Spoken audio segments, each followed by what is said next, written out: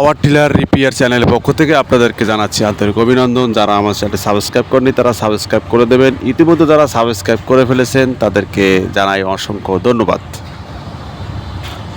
সুপ্রিয় কৃষক ভাইয়েরা, যারা দীর্ঘদিন এই পাওয়ার টিলার নিয়ে কাজ করছেন, পাওয়ার টিলার দিয়ে আপনার জমি চাষাবাদ করেন, আর চাষাবাদ করতে করতে পাওয়ার টিলার দীর্ঘ সময় চলার কারণে অনেক সময় সমস্যা দেখা দেয়।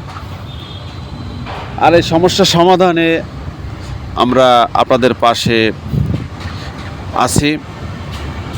আমাদের অভিজ্ঞ ইঞ্জিনিয়ার টেকনিশিয়ান মোহাম্মদ আমির হোসেন, দীর্ঘদিন এই কাজে অভিজ্ঞতা। তিনি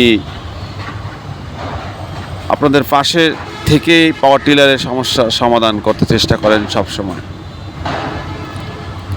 আপনারা যারা আর্থিক সমস্যায় আছেন, পাওয়ার টিলার তাদের অর্থের কারণে ঠিক করতে পারছেন না, আমরা অত্যন্ত স্বল্প মূল্যে অথবা বিনামূল্যে আমরা পাওয়ার টিলার ঠিক করে থাকি। তাই আমাদের ডিসক্রিপশনে নাম্বার দেওয়া আছে, আপনি চাইলে আমাদের সাথে যোগাযোগ করতে পারেন। আর আপনার স্থান এবং আপনার এলাকা, আপনার ফুল ঠিকানা আমাদের কমেন্টে লিখে জানাতে পারেন, অথবা আমাদের মোবাইলে যোগাযোগ করতে পারেন। আমরা সরাসরি আপনার এলাকায় পৌঁছে আপনার পাওয়ার টিলার ঠিক করে দেব। মনে রাখবেন, আপনার পাওয়ার টিলার আপনার একটি সম্পদ।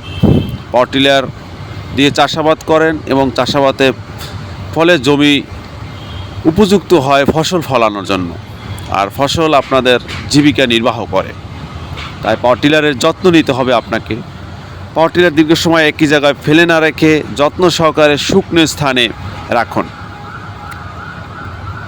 পাওয়ার টিলারে অবশ্যই গ্রেজিং করতে হবে প্রতি মাসে মাসে, এবং দেখতে হবে কোথায় মরিচা ধরে কিনা, অথবা কোনো ধরনের লবণাক্ত কোনো জায়গায় তৈরি হয় কিনা।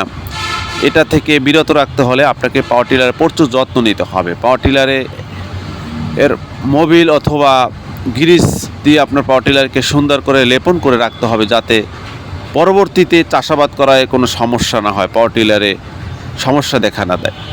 দীর্ঘদিন যদি আপনি পাওয়ার টিলার ফেলে রাখেন, পাওয়ার টিলার অনেকটা সময় মরিচে ধরে, তো অবশ্যই যখন আবার পুনরায় চাষাবাদ শুরু করবেন, একজন দক্ষ টেকনিশিয়ান অথবা একজন মেকানিকের শরণাপন্ন হয়ে দেখাবেন, এরপরে চাষাবাদ শুরু করবেন।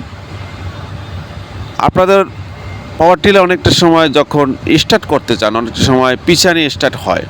এটা তেমন কোনো গুরুত্বপূর্ণ সমস্যা নয়, এটা একদম স্বাভাবিক।